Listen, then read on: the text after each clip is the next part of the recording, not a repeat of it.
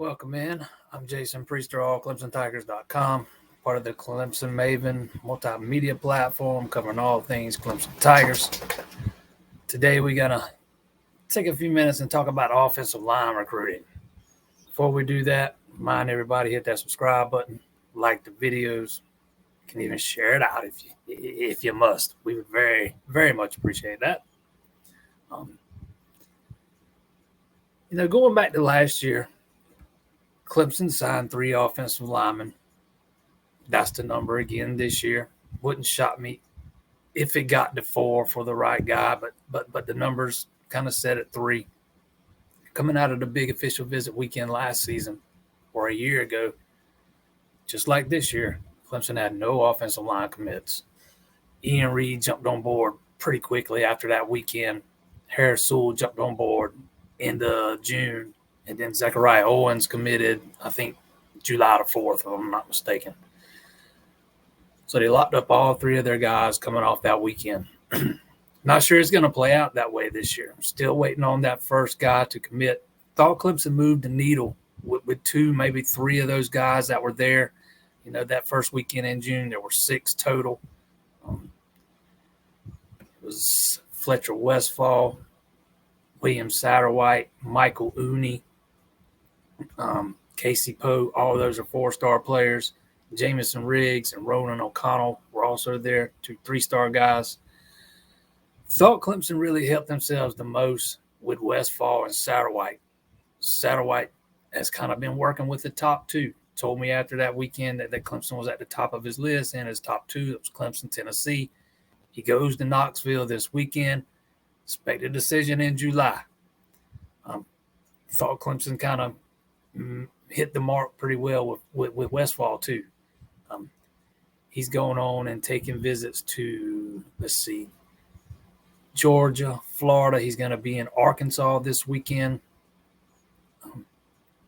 He spoke very highly of how Clemson handled that big official visit weekend. I think Clemson is very much in the thick of it with him. Of those 6 guys, those are the 2 I like their chances best with. I think Casey Poe's a kind of a wild card in this thing. He seems like the guy that would be the perfect fit from a cultural standpoint.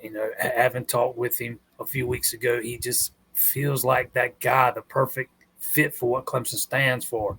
He's been to Georgia, Auburn, Texas Tech, took unofficial to Oklahoma, goes to Alabama this weekend.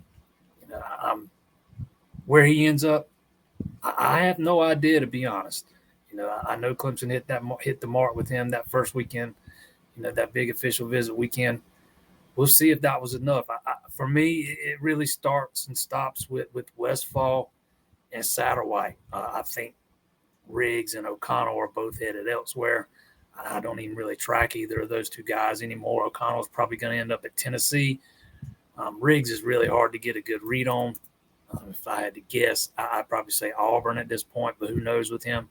Just don't think it's going to be Clemson for either of those guys. After doing so well with his first recruiting class in 2023, signing those 3 guys, all top 200, top 250 talents, all 4-star guys. Thomas Austin kind of hit it out of the park with his first class. We'll see how he follows that up. Again, still waiting on that first guy to jump on board. But would remind everybody, it wasn't until June of last year that Clemson got their first offensive line commit. And I would say they did all right in that class. Looking ahead, I think the board's going to expand at some point. All these guys are expected to make decisions at some point in July. So you're going to know exactly where you stand within the next 2-3 weeks with pretty much all these guys. All-in cookouts coming up end of July sometime. Don't know the specific date on that thing yet. But, last year we saw that the cookout was mostly about a bunch of committed guys on campus, getting to know each other better and, bonding and all that good stuff. Might be a little bit more noteworthy this year. If you still got some uncommitted targets out there, you look to bring some of those guys back or maybe bring some new targets in, specifically referencing the offensive line. Again, I think pretty much all those guys will probably be committed by the time the cookout rolls around, all 6 of those guys. So we'll probably see some new targets on the board by then.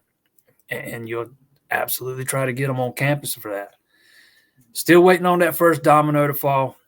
Westfall, Satterwhite, I think Clemson's best 2 chances lies within those 2 guys.